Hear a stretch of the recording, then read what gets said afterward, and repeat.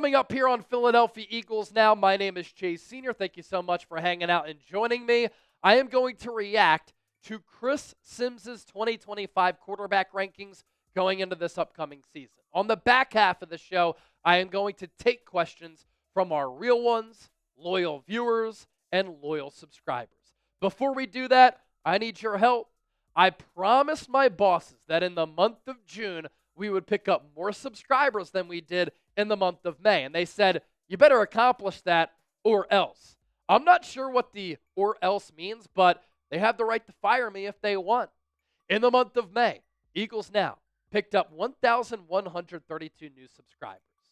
In June, we have to beat that number. So far this month, we're off to a really good start. At about the halfway point of the month, we've picked up 400 subscribers as of Wednesday, June 11th. We have some work to do. I think that we can get there. And at the end of the day, do you want the best Eagles coverage right here on YouTube? I'm your boy Chase Sr. Lock us in and hit that sub button. So going into the 2025 season, former NFL quarterback and current NFL analyst Chris Simms released his 2025 quarterback rankings. And they come in a few different tiers. The first tier is the core four. His top four quarterbacks in order from 1 to 4. Number 1, Lamar Jackson. Number 2, Josh Allen. Number 3, Joe Burrow. And number 4, Patrick Mahomes. 5 through 10, I think things start to get a little bit wonky here. He has a surgicality tier. That is Jaden Daniels. After 1 year of playing in the NFL at number 5. Matthew Stafford at number 6. C.J. Stroud at number 7. The Pocket Rockets. Remember growing up, we thought we were funny when we would be like to your friends, you got a rocket in your pocket? Justin Herbert at number 8. Baker Mayfield at number 9. And then at number 10, it's the Super Bowl champion, the Super Bowl MVP, the Truth Hurts category, Eagles quarterback Jalen Hurts. Now, my take on all of this, I think the top 4 quarterbacks are hard to debate.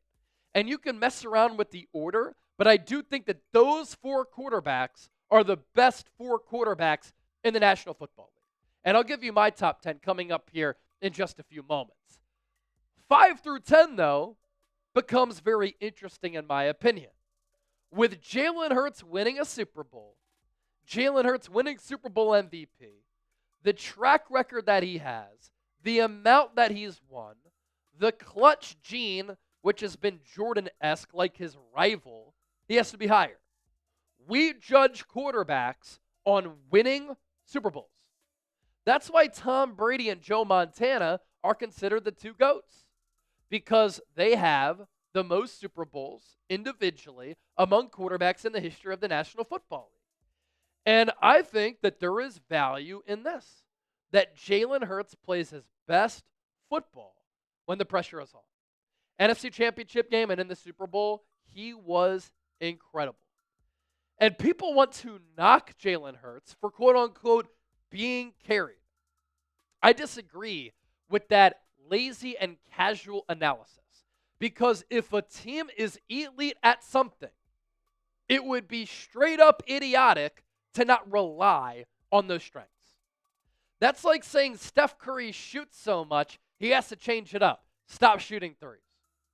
The Eagles had the best offensive line in football, and they had Saquon Barkley, who was top 5 in MVP voting, who had more than 2,000 rushing yards in 16 games, who broke the record for the most rushing yards in a single season, regular season, and playoffs combined. Why would you not rely on your strengths, your identity, and the pillars of your football team? It's not to say that Jalen Hurts sucks. Jalen Hurts still had, 35 touchdowns and 5 interceptions last year? And don't tell me, a lot of those touchdowns, they came on the tush push. There's no other quarterback in the world who can run that play to the degree of success and efficiency that Jalen Hurts can. It is a Jalen Hurts specific play. Again, admire somebody's strengths. Take advantage and utilize those strengths.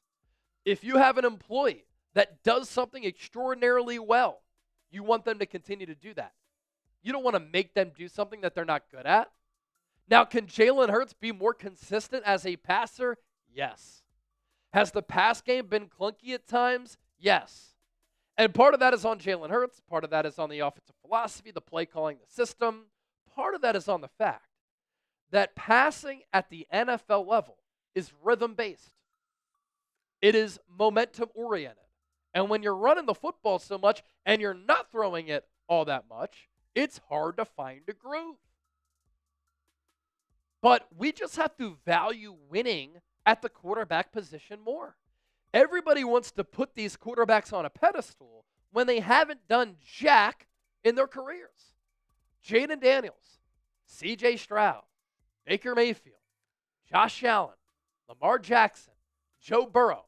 They haven't won anything yet. And yet everybody acts as though some of these quarterbacks are godlike and they can walk on water. How about they actually win something? Chris Simms Unbuttoned, pretty much his reasoning was there is no quarterback in football who has more advantages on the field than Jalen Hurts. This is just so lazy from people. It's almost like teams who win Super Bowls are really good teams. When's the last time you saw a bad team win a Super Bowl? You don't see it. Teams who win and hoist the Lombardi Trophy have really good rosters. The greatest quarterbacks of all time have had great supporting casts. Patrick Mahomes, to start his career, had Andy Reid, Travis Kelce, and Tyreek Hill. Peyton Manning back in the day had Reggie Wayne, Marvin Harrison, Edgerrin James, and Tony Dungy. Tom Brady had the best defensive mind in the history of football, and throughout his career, he had the likes of Randy Moss and Julian Edelman and others. Joe Montana got to throw to the best wide receiver ever in Jerry Rice. He had Bill Walsh, maybe one of the best offensive minds in the history of the NFL. And we could keep going through examples if you want. But great teams win Super Bowls because they're great teams. You don't see quarterbacks in a sport that's 11 on 11 just putting on the backpack and carrying the squad. Now, my quarterback rankings are as such. I have Patrick Mahomes at number 1. I think he strikes the most fear into anybody currently in the National Football League. And at any moment, he can slice and dice you.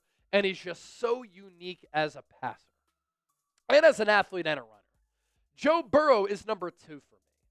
I think that he is the best overall thrower of the football in the NFL, and he has mastered the position to a point where he's one of the only quarterbacks that can go into Arrowhead outside of Jalen Hurts and consistently challenge Patrick Mahomes.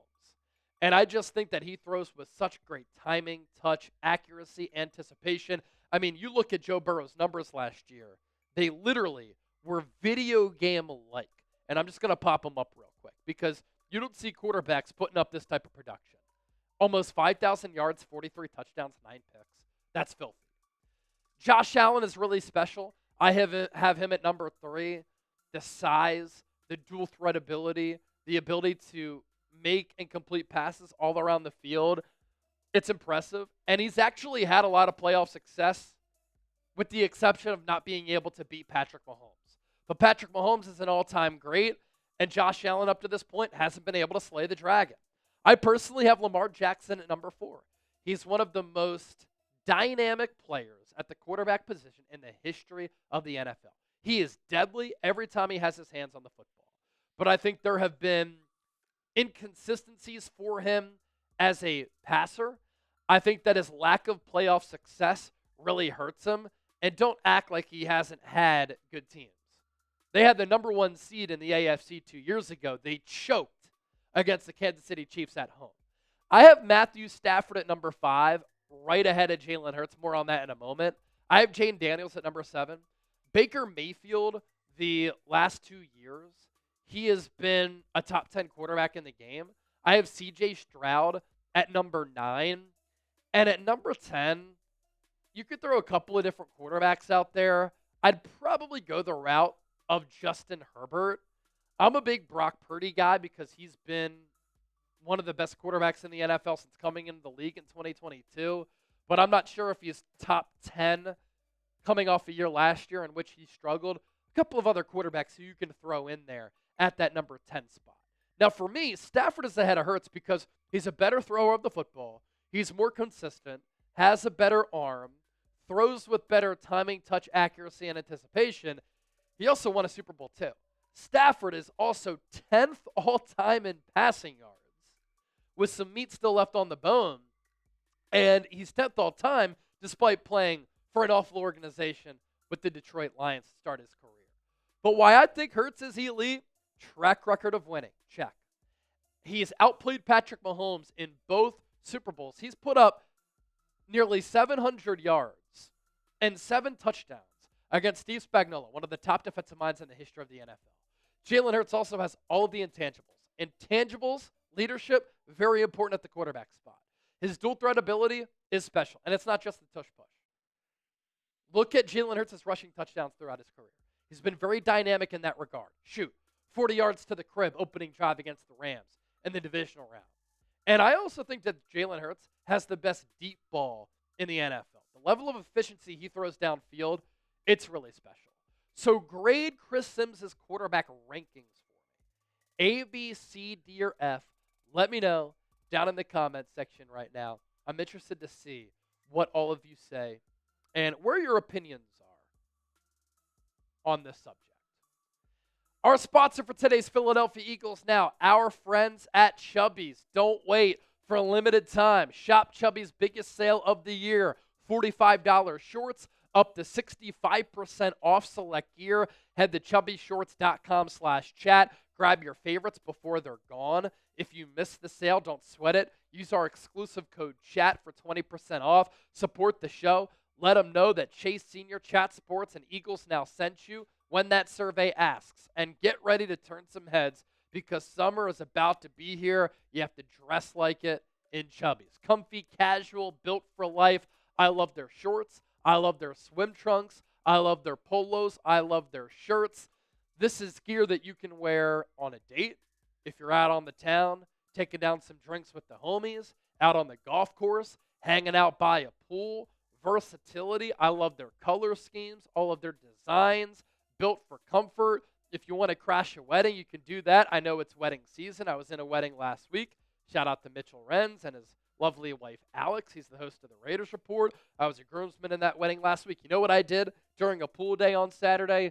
Wore the polo that I'm wearing. Now, this polo, I know a lot of you like it, and a lot of you have said, Chase, I need it. Where'd you get it? Liberty Bell, cheesesteak, Eagles logo. Fittingly, number 1 because the Eagles are number 1. Eagles helmet. You can find it at chubbyshorts.com/chat. But you see this note right here. Let me step aside so that you can see it. NFL collection, not eligible for discount. It's an NFL item, but if you use that link down below, you can find this shirt on the site, and then you get that deal on all of their other products. So it's chubbyshorts.com/chat. Use the code CHAT. We'll put that link down below in the show notes and attached to the pinned comment of today's Philadelphia Eagles. Now, I am ready to answer your questions, so let's go.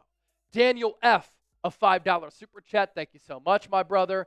How has Tanner McKee performed so far, and what are the chances that he's traded by the deadline? So Tanner McKee has had a really good spring. OTAs, minicamp, he's been throwing the ball very well, and really we're seeing a continued evolution for him at the quarterback position. Year 1 in the preseason, when the Eagles got him late in the draft out of Stanford, he was very impressive in the preseason. He was throwing a timing, touch, accuracy, anticipation on those back shoulder balls. He can see the field really well for his size. He has good enough arm strength. And then in year 2 in the preseason, he showed more of that. Then he finally got some playing time at the end of the year. Stepped in for Kenny Pickett against the Cowboys in Week 17. Started against the Giants starters with backups, and he carved them up. He was so efficient. And he was making some wow plays and throws. So I think that Tanner McKee is one of the top backup quarterbacks in the NFL. He reminds me a lot of Nick Foles with faster feet. Not by a lot, but faster feet by a tad. Has that similar size. He can really sling it. And I think, yeah, in addition to him being one of the top backup quarterbacks in the NFL, I think at some point he could become a really solid starter in the National Football League. And If another team were to suffer an injury at the quarterback spot and they want to trade for Tanner McKee, given how valuable quarterback is, I think Howie could get a second or a third. I don't think it gets to that point because McKee is under contract for the next 2 years. The Eagles know how important the quarterback position is. We've seen how many times backup quarterbacks have had to play and win big games for Philadelphia, so they put a lot of value in that position. But they also drafted Kyle McCord. They traded for Dorian Thompson-Robinson. So if another team blows them away with an offer, McCord or DTR steps up to QB2, and that other quarterback is QB3. Tanner Plummer, I see a lot of people saying that McCord has already surpassed Dorian Thompson-Robinson. I think it's way too early to say that, but what do you think? I think it's probably early to say that, but I do think that Kyle McCord long-term is the better quarterback prospect. I think he's bigger. He throws the ball better. He sees the field better. He can decipher and break down defenses better. I think that throwing the ball in college, he was better than Dorian Thompson-Robinson. They are different quarterbacks. DTR is a true dual-threat quarterback. And at UCLA, he was so dynamic with his arm and his legs. Won a lot of games under Chip Kelly, playing for the Bruins. But he's also a little bit smaller. Doesn't see the field as well. Doesn't have the ability to really process to the level of Kyle McCord. Last year, one of the most accurate quarterbacks in college football. He threw for nearly 4,800 yards, 37 touchdowns. I like the gunslinger mentality. I like his pocket feel and pocket mobility.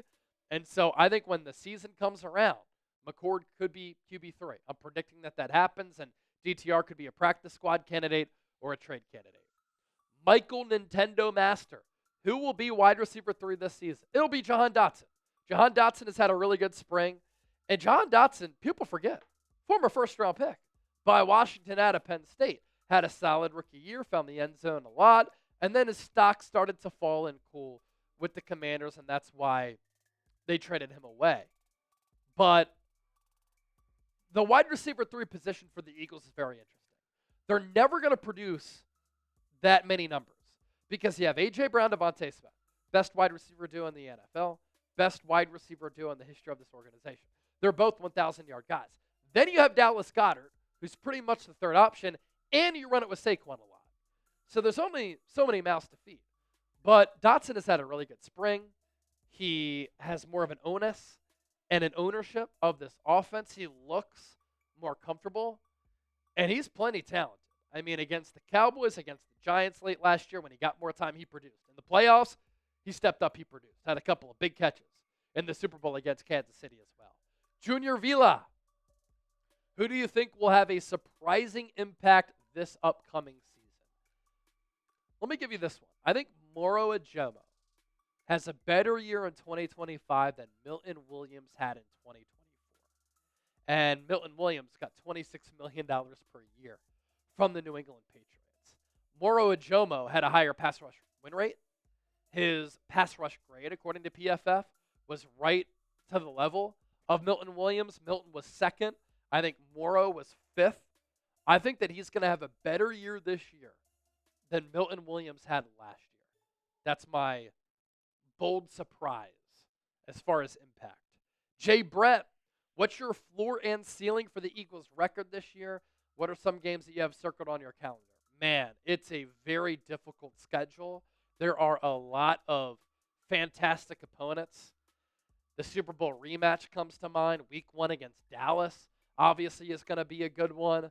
Going to Buffalo, both games against Washington. I think the Giants are improved, so all the divisional games are good ones. Lions come into the link. Bears come into the link. Going out to L.A. is always fun to play the Chargers. The Chargers are going to be a good team. Yeah, it's a really hard schedule. My prediction, Eagles go 11-6. You know, they won 14 games last year, 14 games in 2022, 11 in 2023. I think they win 11 again. I just think the schedule is going to be so much harder. And it's so difficult to win 14 games in back-to-back years, especially going up against the level of competition that the Eagles are going up against. The ceiling, yeah, I mean, they just run it back and they win 13, 14 games.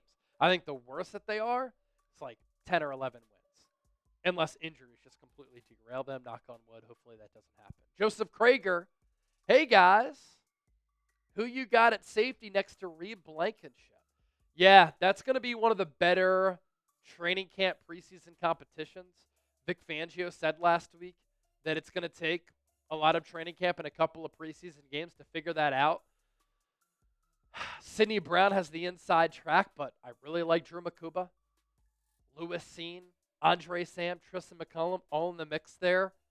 And then a wild card if they sign Justin Simmons. Gino and Joseph.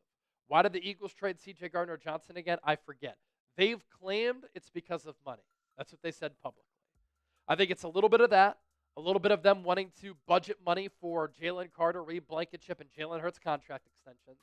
I also think that C.J. Gardner-Johnson, he's sometimes difficult to deal with. I think there's a reason why he was on the Saints in 2021, Eagles in 2022, Lions in 2023, back with the Eagles in 2024, Texans in 2025. He's a little bit noisy. I love him. One of my favorite players on the Eagles last year, but sometimes he's a little bit too much. If you want to give me a follow on X and Instagram, if I didn't answer your question here, hit me up over there, @Chase_Senior. Thanks for watching the show. You're the best.